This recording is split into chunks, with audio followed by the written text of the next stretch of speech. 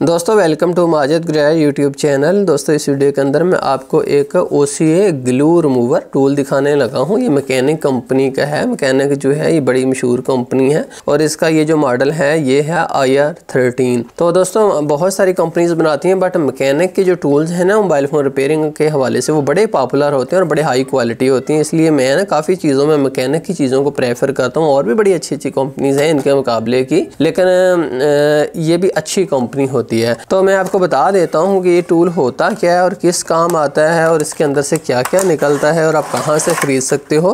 मैं सब कुछ इंशाल्लाह मैं आपको इस वीडियो के अंदर बताऊँगा। सबसे दोस्तों मेन ये टूल होता है इसका। तो ये देखिए इस तरह का एक टूल होता है, कोई इतने ज़्यादा वजनी भी नहीं है। तो इसके ऊपर यहाँ पर एक ना बटन है और 2 बटन यहाँ पर है, तीन ही इसके अंदर बटन है। यहाँ पर इसके चार्जिंग पोर्ट है, इसके अंदर बैटरी है जो कि चार्ज होती है। ठीक है, अगर आप इस बटन को दबाते हो ना तो ये मोटर आगे को चलती है। ठीक है, अगर आप इस बटन को दबाते हैं तो आप मोटर पीछे को चलती है। ठीक है ना, ये देखें। अच्छा ये क्या चीज़ है, ये दोस्तों इसका गियर है। ठीक है, पहले गियर में फिर अगर आप दबाएं ना इसको तो अभी दूसरे गियर में चला गया। आप स्पीड देखें ज़्यादा हो गई।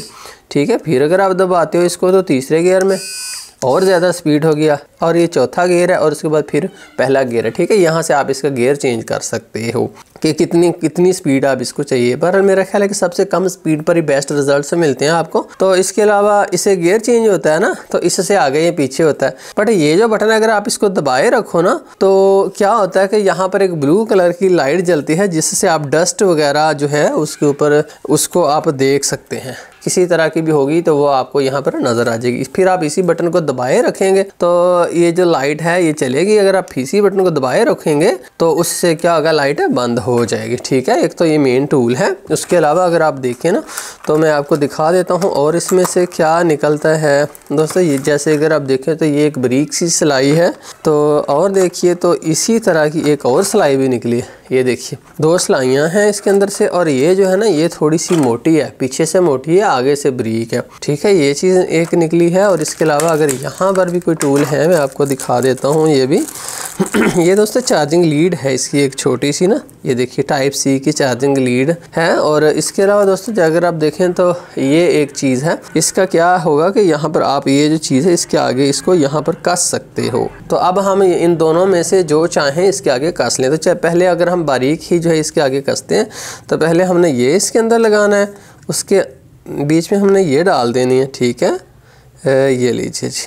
अच्छा जी, अब हमने उसके बाद ऐसे करना है कि ये जो इसके साथ एक रेंच मिला ना इस नेट को थोड़ा सा पहले ढीला कर लेते हैं। लें जी, अब अंदर चला गया। अब इस नेट को हम टाइट कर देता हूँ थोड़ा सा। बहुत ज़्यादा मुझे लगता है कि मुझे नहीं टाइट करना चाहिए, उससे ये ख़राब भी हो सकती है क्योंकि ये चीज़ें जो है आमतौर पर कोई बहुत मजबूत नहीं होती। हर चीज़ जितना उसका साइज़ है उसके हिसाब से उसको पावर देनी चाहिए। तो ये लीजिए जी, अब इसको बटन को दबाइए तो ये देखिए आगे को।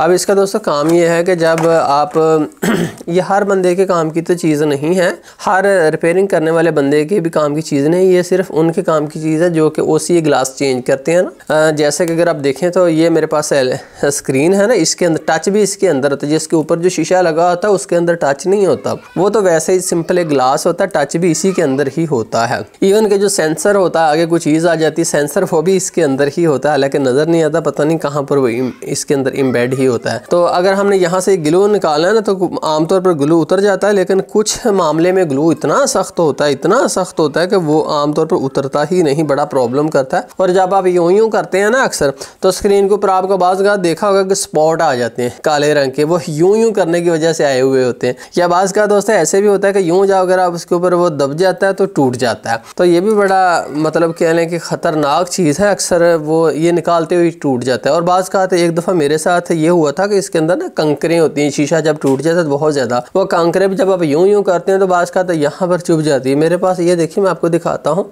ये एक सुराख हो गया था ना उंगली में। ये हुआ दोस्तों यूं था कि एक ना शीशा टूटा हुआ था, मुझे नहीं पता था, मैं यूं करके उतार रहा था, वो इतना लंबा शीशा था अंदर का अंदर ही चला गया वो। तो मुझे बाद में जब मैंने उसको खींचा तो इतना लंबा बाहर निकला, तब मुझे पता चला कि यार बहुत डीपली अंदर चला गया। तो इस चीज़ से आप इस चीज़ों से निजात हासिल कर सकते हैं, इस तरह के प्रॉब्लम से। तो दोस्तों आइए अब हम इससे ग्लू रिमूव करते हैं।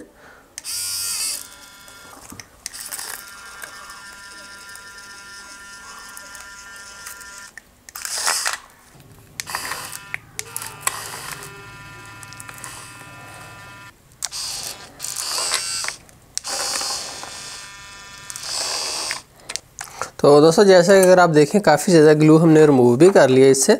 अब हम इससे जो बड़ी है उससे ट्राई करते हैं। इस चीज़ को यहाँ से आप यूँ खोलिए, बाहर आ गया स्पून से, दूसरी बड़ी वाली डालते हैं, उससे ट्राई करके देखते हैं कि कौन सी अच्छा काम करती है।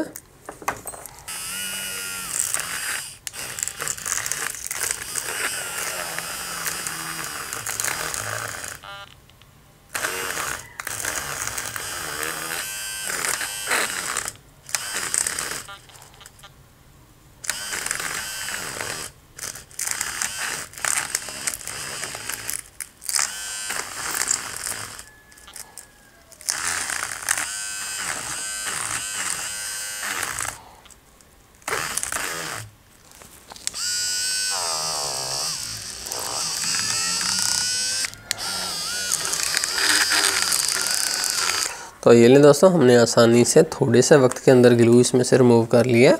तो अब देखिए यहाँ पर आप थोड़ा सा केमिकल डालिए सफाई वाला, कोई भी क्लीनर जो होता है, और कपड़े से आप इसको अच्छे तरीके से साफ़ कर लीजिए और डालिए।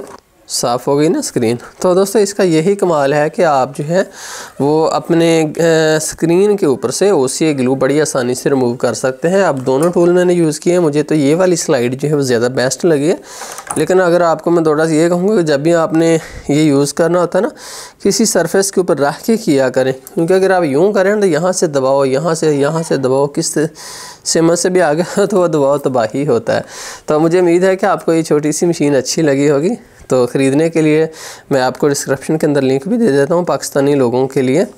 तो बहुत शुक्रिया माजिद ग्रे यूट्यूब चैनल देखने का। अपना ख्याल रखिएगा, वालिदैन का ख्याल रखिएगा। अल्लाह हाफिज़।